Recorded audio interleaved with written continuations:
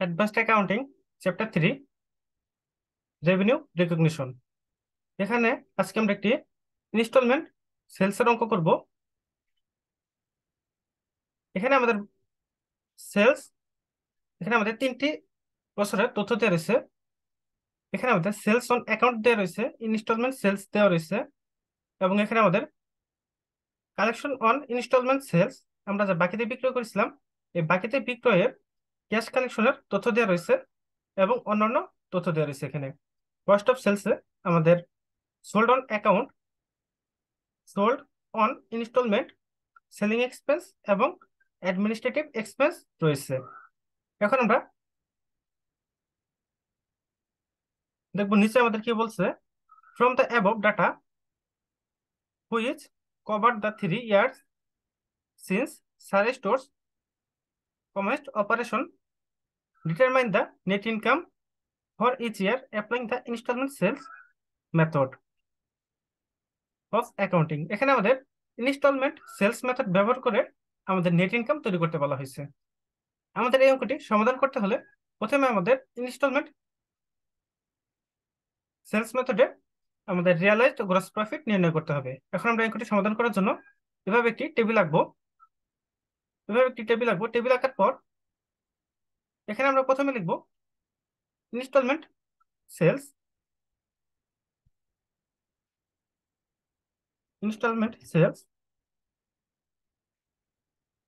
আমাদের instalment sales এর পরিমাণ দেওয়া রয়েছে 3,20,000 টাকা, 2,75,000 টাকা এবং 3,80,000 টাকা।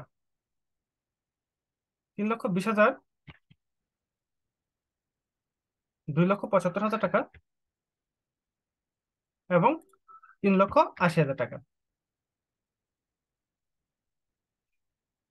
এখান থেকে আমাদের লেস করতে হবে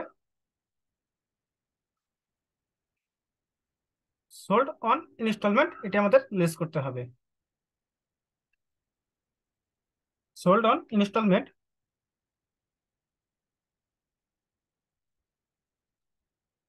আমাদের সোল্ড অন ইনস্টলমেন্টে 2016 সালে হবে 2,14,400 টাকা। 15 সালে হবে 1,76,000 টাকা এবং 18 সালে হবে 2,28,000 টাকা। এরপর আমরা বাদ দিলে পাবো গ্রস প্রফিট।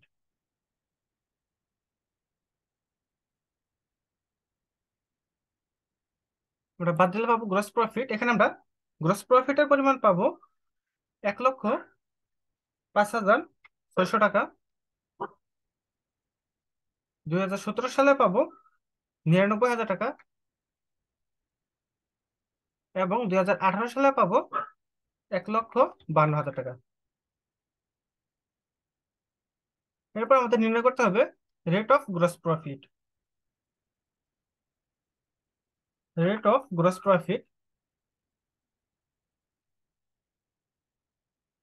গ্রস প্রফিট আমরা বের করব আমাদের এই গ্রস প্রফিটের টাকাকে ইনস্টলমেন্ট সেলস দিয়ে ভাগ করে। তাহলে এখানে আমরা রেট অফ গ্রস প্রফিট পাবো 2016 সালে আমাদের রেট পাবো 33%।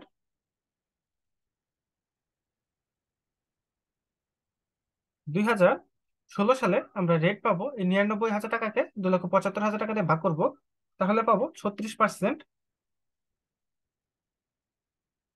এবং 2018 সালে পাবো 40%। এখন আমরা লিখবো রেভিনিউ রিকগনাইজড আজ gross profit.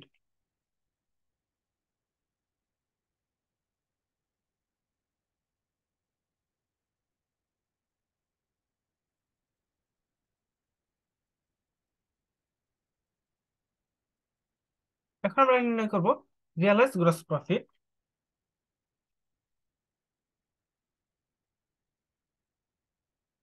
Realise gross profit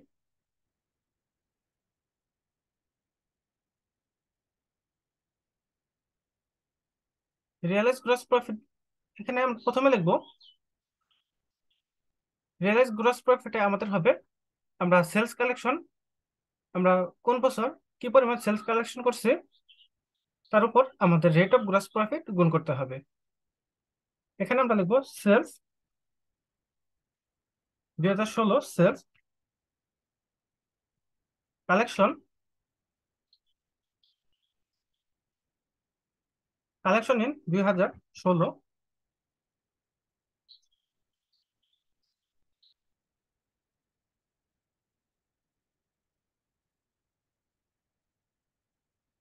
আমাদের 2016 সালে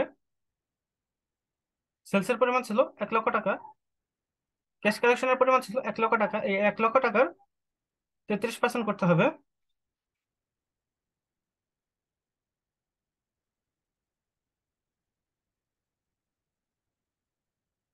তাহলে আমরা পাবো 33,000 টাকা। আমাদের কালেকশনের পরিমাণ পাবো আমরা 33,000 টাকা।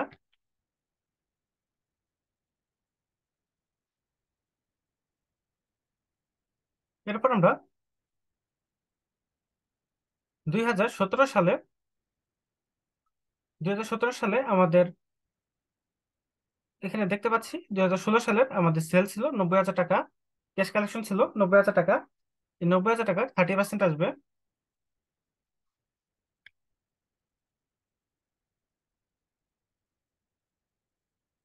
2016 সেলস কালেকশন, কালেকশন ইন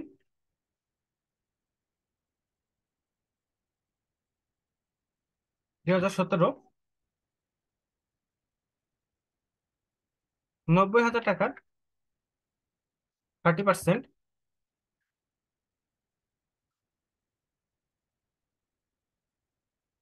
তাহলে আমরা পাবো 90,000 টাকার 33% হবে। তাহলে আমরা পাবো 29,700 টাকা। 29,700 টাকা।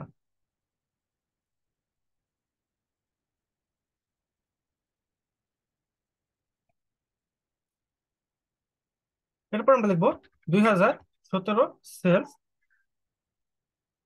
Collection, collection in 2017। আমাদের 2017 সালে ক্যাশ কালেকশনের পরিমাণ ছিল 1,17,000, 1,10,000 টাকা। 1,10,000 টাকার 36% করবো।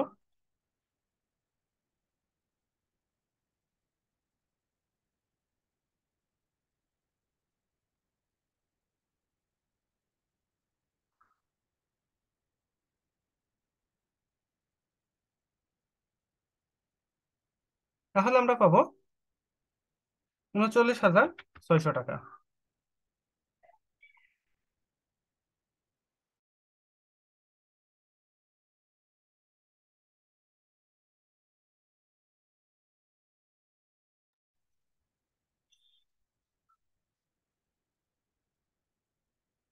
এরপর আমরা লিখবো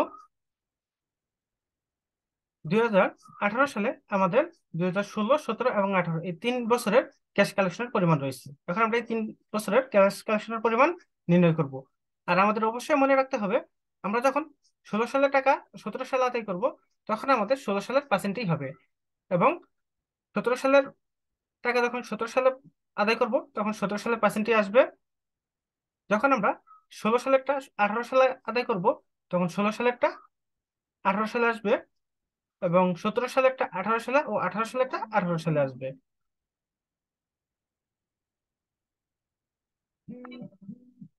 এখানে আমরা লিখবো সেলস,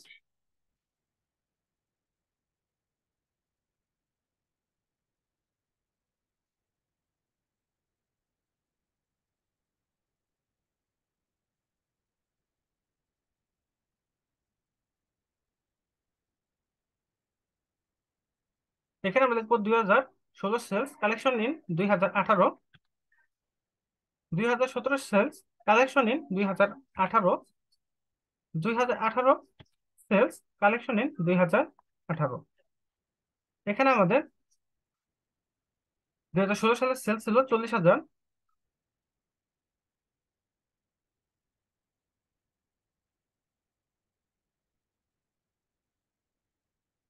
40,000, এই 40,000 33% করব, তাহলে আমরা পাবো 13,200 টাকা।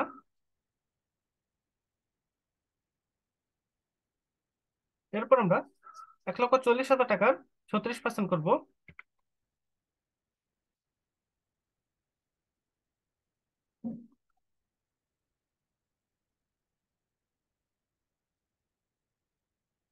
তাহলে আমরা পাবো 50,400 টাকা। এবং 18 সালে আমাদের সেলসের পরিমাণ ছিল 1,25,000 টাকা। এখন আমরা 1,25,000 টাকার 40% করবো। আমরা রেট 40% নির্ণয় করেছিলাম, তাহলে আমরা পাবো 50,000 টাকা। এরপর আমরা এগুলো যোগ করব। এখন আমরা এই তিনটি অ্যামাউন্ট যোগ করব ক্যাশ কালেকশনের পরিমাণ, তাহলে আমরা এখানে পাবো 1,13,600 টাকা। 2017 সালে আমরা পাবো 69,300 টাকা। এবং 2016 সালে আমরা পাবো ক্যাশ কালেকশনের পরিমাণ 33,000 টাকা। আশা করি সবাই ক্যাশ কালেকশনটুকু বুঝতে পেরেছো।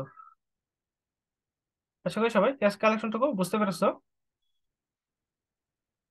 এখন আমরা নির্ণয় করব ইনকাম। এখন আমরা নির্ণয় করব ইনকাম স্টেটমেন্ট। এখানে আমরা লিখব ইনকাম স্টেটমেন্ট।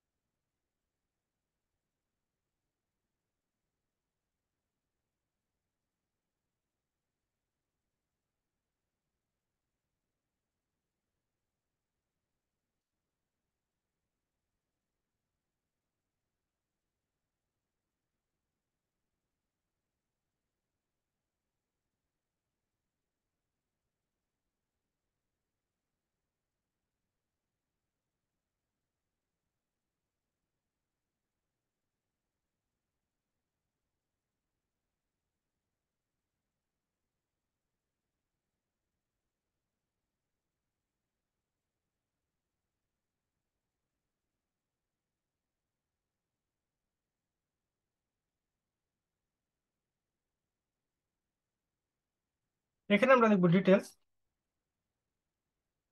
এখানে আমরা লিখব 2016,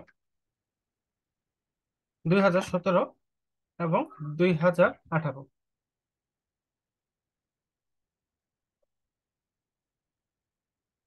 ডিটেলসে আমরা প্রথমে লিখব সেলস। এই সেলস থেকে আমরা বাদ দিব সোল্ড অন অ্যাকাউন্ট। আমরা লিখব সেলস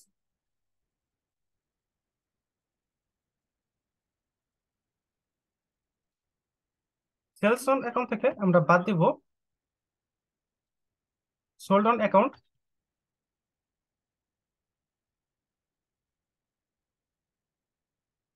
তাহলে আমরা পাবো গ্রস প্রফিট।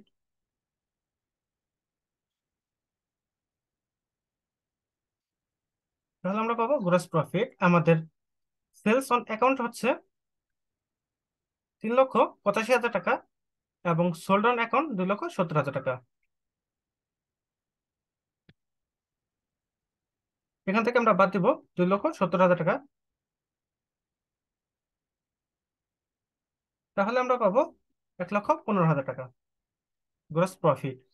আমাদের এই গ্রস প্রফিট থেকে বাদ দিতে হবে সেলিং এক্সপেন্স এবং অ্যাডমিনিস্ট্রেটিভ এক্সপেন্স।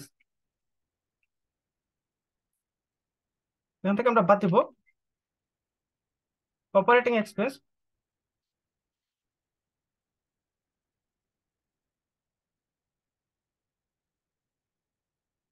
সেলিং এক্সপেন্স এবং অ্যাডমিন এক্সপেন্স। আমাদের সেলিং এক্সপেন্স এবং অ্যাডমিন এক্সপেন্সের পরিমাণ হচ্ছে 77,000 টাকা এবং 50,000 টাকা।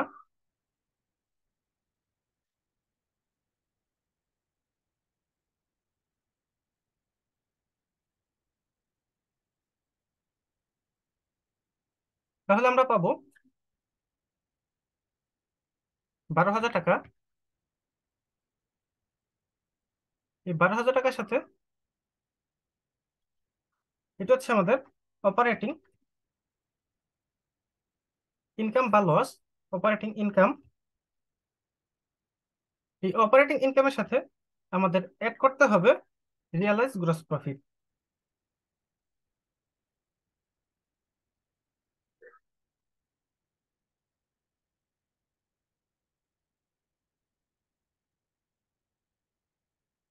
আমাদের রিয়ালাইজ